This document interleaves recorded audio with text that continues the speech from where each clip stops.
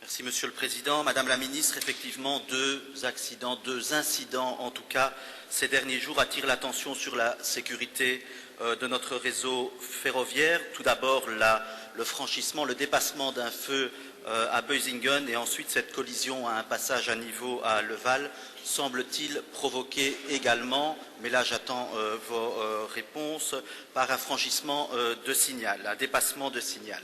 On voit que cette problématique des dépassements de signaux reste effectivement très très importante. On a eu l'occasion d'échanger régulièrement sur cette question en commission de sécurité du rail. Ça reste une problématique très très importante en matière de sécurité puisque les franchissements de signaux sont très souvent des précurseurs d'accidents plus graves.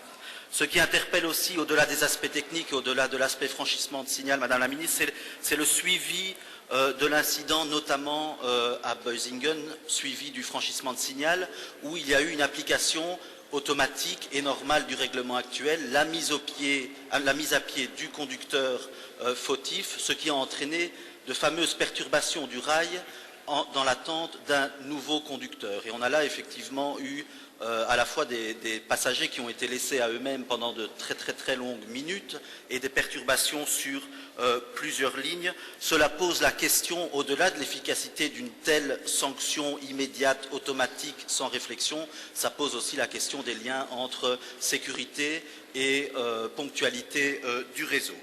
Mes questions portent d'abord effectivement sur les circonstances des incidents. Pouvez-vous, à ce stade-ci, confirmer une série d'éléments qui ont jusqu'à maintenant été dévoilés ici ou dans la presse? Ma deuxième question plus précise concerne l'équipement en TBL1+, dans les deux situations.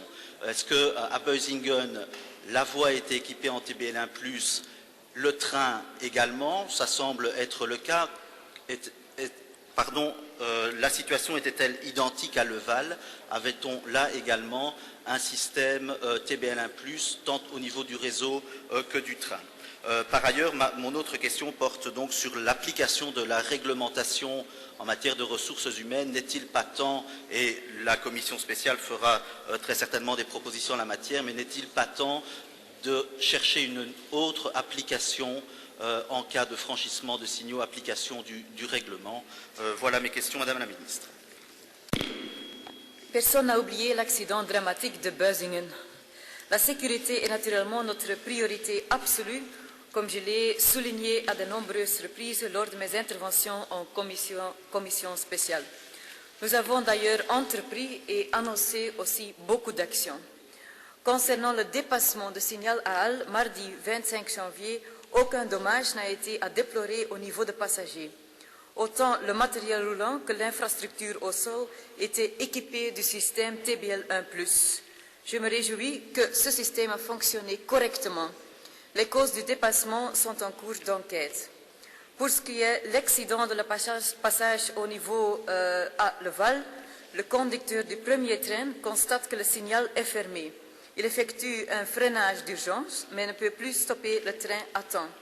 Le train a heurté une automobile sur le passage à niveau. Ensuite, le conducteur du deuxième train sur l'autre voie aperçoit la situation et freine en urgence. Le train n'a pas pu s'arrêter et a percuté la voiture. À l'exception de la conductrice de la voiture, qui a été emmenée à l'hôpital, aucune autre victime n'est à déplorer. Je comprends que cet incident pose des questions et j'espère que l'enquête pourra y répondre rapidement. L'enquête judiciaire est en cours. Toutefois, l'enquête menée par Infrabel a pu déterminer qu'aucun dysfonctionnement de l'infrastructure ferroviaire n'est à l'origine de l'accident. Je reste attentif aux mesures de sécurité à suivre sur notre réseau et j'attends avec beaucoup d'intérêt les conclusions de la Commission spéciale de la sécurité ferroviaire et on va suivre aussi les conclusions comme j'avais déjà annoncé aux commissions.